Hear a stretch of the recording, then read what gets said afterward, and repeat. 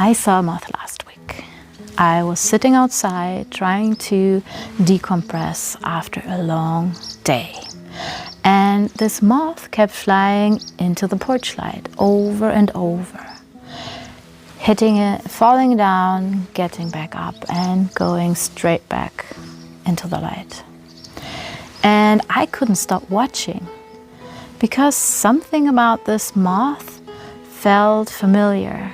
I recognized something in it that I also recognize in myself. And maybe you. Here's what I want to talk about today. We are living in a world our bodies were never designed for. And most of us can feel it, even though we cannot really name it. The low-grade exhaustion, even after a good night's sleep, and the restlessness that seems to show up whenever your life looks fine from the outside, and this longing for something more grounded, something more real, more you. This video is about why this feeling exists and what it is actually pointing to. Not so you feel worse about your life, but so you feel less lonely in it. And maybe, for the first time in a while, less like something is wrong with you. Let's go there together. Okay, let me share some numbers with you. Not to overwhelm you, but to name what's actually happening. 1 in 6 people globally is feeling lonely. Not alone, lonely. There is a difference. Lonely is sitting in a room full of people and still feeling unseen. Lonely is that ache for connection, the one that goes somewhere really deep, not just small talk. Half the workforce is burnt out. Not tired, burnt out. Giving their best every single day and feeling that it's still never enough. Waking up in the morning, feeling behind, and going to bed in the evening, still feeling behind. Just trying to get through the day. And kids are spending less than an hour time outside every day. Adults, even less. And I know that sounds like a statistic you may have heard before, but here's what's really stopped me. In countries like Canada, the US, or Germany, prisoners are guaranteed 5 to 7 hours outside time a week. Think about that. Someone incarcerated gets more outside time than a working adult or a child in school. I don't say that to be dramatic. I say it because sometimes we need a sharp number to cut through the noise and see what's really going on. Back to the moth. Moths have been navigating by the moon for millions of years. The moon was their compass, their navigation tool. Ancient, reliable, and perfect for the world they were living in. And then humans invented artificial light.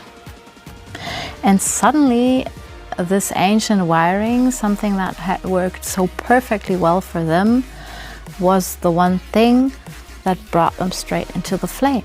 They don't fly into lamps because they're broken. They fly into lamps because the environment changed faster than evolution could catch up to.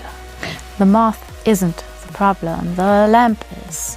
And here's the thing, we are the moth, but we built the lamp and we actually keep making the light brighter and brighter.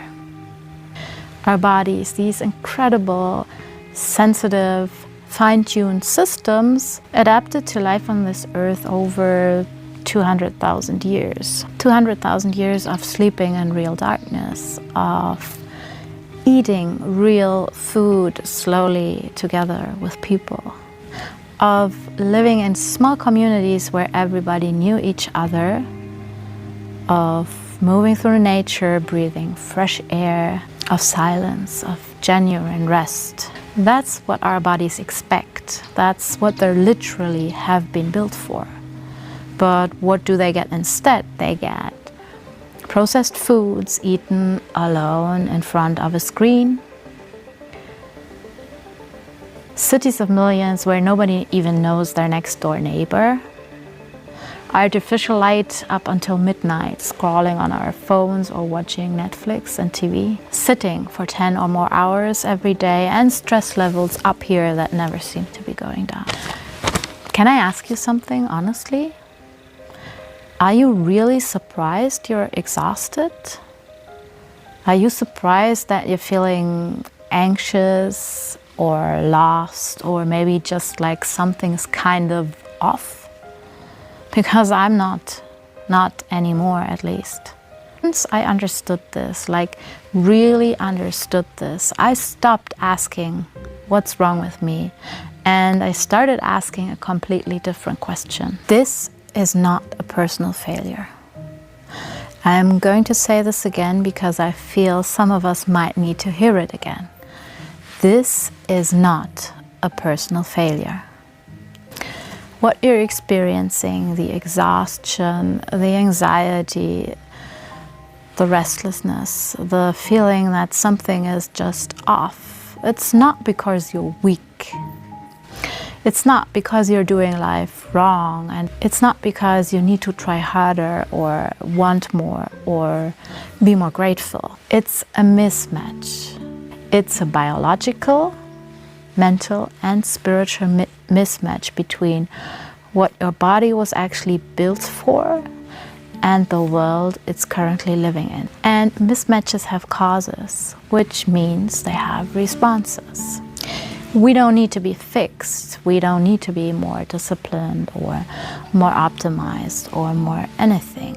We need conditions that match what we are. And that's kind of a different conversation than most of us have been having with ourselves, right? Because most of us have spent years, maybe even decades, assuming the problem was us, working harder, pushing through, numbing out, trying to adapt ourselves to a world that was never designed for us in the first place. So what if we stopped doing that? What if instead of asking, how do I fix myself for the world, we start asking, how do I create the conditions that actually work for what I am? That's a totally different question, and it leads somewhere completely different. There's a word I keep coming back to: rewilding. In ecology, rewilding means restoring the conditions that allow a system to regulate itself naturally. You don't force it, you don't control it. You remove what's blocking it and reintroduce what's missing. And then you trust the system to remember what it already knows. The wolves come back to Yosemite. The river starts flowing differently. The whole ecosystem shifts. Not because somebody fixed every broken part, but because the right conditions were restored. Human rewilding is the same idea. Not moving to the woods, not completely changing your life. Not anti-modern, just restoring conditions. More darkness at night, more real food, more community. Not followers, not contacts, but real humans. More movement, more silence, more nature, more fresh air, more genuine rest, less mismatch. And here's what gets me about this.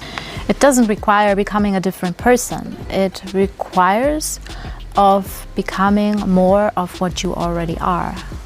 Because underneath the exhaustion, the anxiety, the loneliness, the pain, your body remembers. It has not forgotten. It just has been waiting and sending you signals. Exhaustion, anxiety, disconnection, pain. Those aren't signs that something is broken. On the contrary, those are signs that your system is working exactly how it was designed, or it's actually doing what it has been designed for. trying to tell you that the conditions are wrong. Not you, the conditions. And conditions can be changed. So here's where I want to leave you today. Not with a to-do list, not with a 6-step plan, just with one question to carry with you this week. Where in my life is the mismatch the loudest right now? Not what should I fix and not what am I doing wrong. Just where does it feel most off? Because that's usually where to start. That's the signal worth listening to. This is the work I'm doing in my own life, my community, and everything I'm building in here.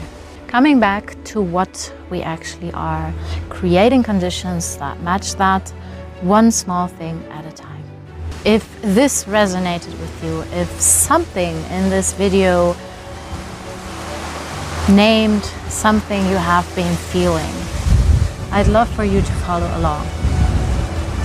We're doing this work together, and there's a lot more to explore.